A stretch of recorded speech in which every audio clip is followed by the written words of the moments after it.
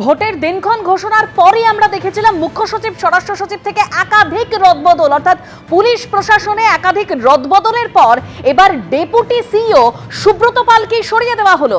Deputy CEO অর্থাৎ deputy মুখ্য নির্বাচনী আধিকারিকই বদল করে দিল নির্বাচন কমিশন।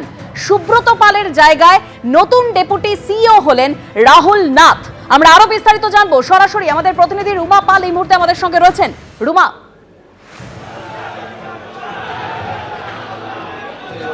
দেখো, জানিয়ে রাখি, যেদিন থেকে কিন্তু ভোটের নির্ঘণ্ট প্রকাশ পেয়েছে সেখান থেকে কিন্তু দেখতে পাচ্ছি যে মুখ্য সচিব থেকে ডিজি এবং রাতারাতি বদল হয়েছে এবং তারপর একাধিক পুলিশের অফিসার থেকে শুরু করে আধিকারিক শুরু করে এবং দেখা যাচ্ছে যে ডিএম, এসপি, তারপরে বিডিও, এসডিও এবং তারপরে দেখা গেল যে জানিয়ে রাখি returning officer, assistant returning officer থেকে শুরু করে এবার একেবারে মুখ্য নির্বাচনী আধিকারিকের দপ্তরের মধ্যে বদল হলো এবং সেক্ষেত্রে ডেপুটি সিইও সুব্রত পালকে বদল করে দিল নির্বাচন কমিশন এবং তার জায়গায় আসছেন রাহুল নাথ।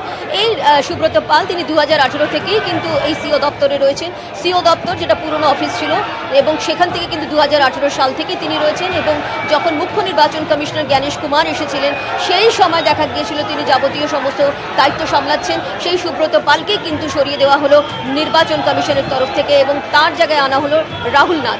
রাহুল নাথও কিন্তু এর আগে সিও দপ্তরে ছিলেন, তাকে সরিয়ে দেওয়া হয়েছিল আগের নির্বাচনে এবং আবার এই নির্বাচনে কিন্তু তাকে আবার নিয়ে আসা হচ্ছে এই সিও দপ্তরে এবং সুব্রত পালকে কিন্তু সরানো হচ্ছে হেলথ ডিপার্টমেন্টে।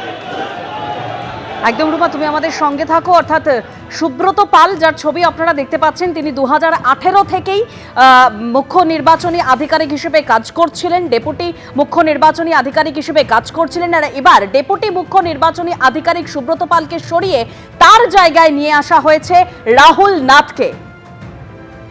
2018 থেকেই সিইও দপ্তরে কর্মরত সুব্রত পাল, তাকে এবার সরিয়ে দিল নির্বাচন কমিশন এবং তার জায়গায় এবার নিয়ে আসা হলো রাহুল নাথকে। আর এই সুব্রত পাল, যিনি এতদিন ধরে ডেপুটি মুখ্য নির্বাচনী আধিকারিকের জায়গায় কাজ করছিলেন, তাকে আপাতত স্বাস্থ্য দপ্তরে পাঠানো হয়েছে। গত সপ্তাহে আপনারা দেখেছিলেন কেন্দ্রীয় স্বরাষ্ট্রমন্ত্রী তিনি এ রাজ্যে এসে এখানে সাংবাদিক বৈঠক করে তৃণমূলের বিরুদ্ধে চার্জশিট পেশ করেছিলেন।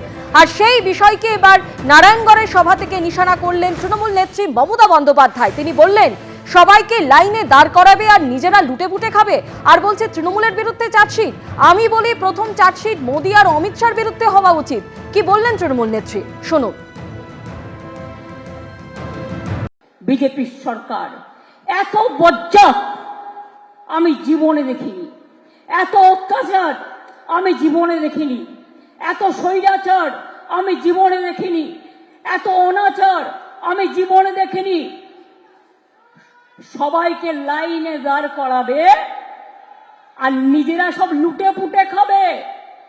আর বলছে কি তৃণমূলের বিরুদ্ধে চার্জশিট।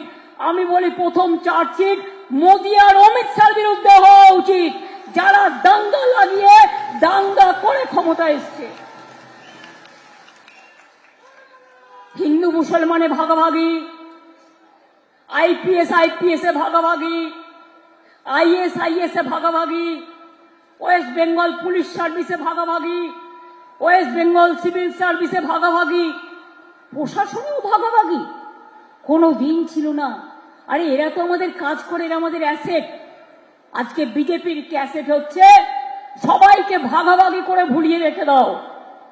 তারা যাতে নিজেদের মধ্যে ঝগড়া করে, যুদ্ধ করে, আর এই সুযোগে বিজেপি যেন দেশটাকে লুটতে পারে। আর ওদের মেন টার্গেট হচ্ছে বাংলাকে বাদ দাও, বাংলা রাজ্য তুলে দাও। আমরা বলি বাংলাকে বাদ দেয়া যাবে না, বাংলাকে রাখতে হবে। বাংলা আমাদের গর্ব, বাংলা আমাদের স্বাধীনতা, বাংলা আমাদের নবজাগরণ। এবিপি আনন্দ, এগিয়ে থাকে, এগিয়ে রাখে।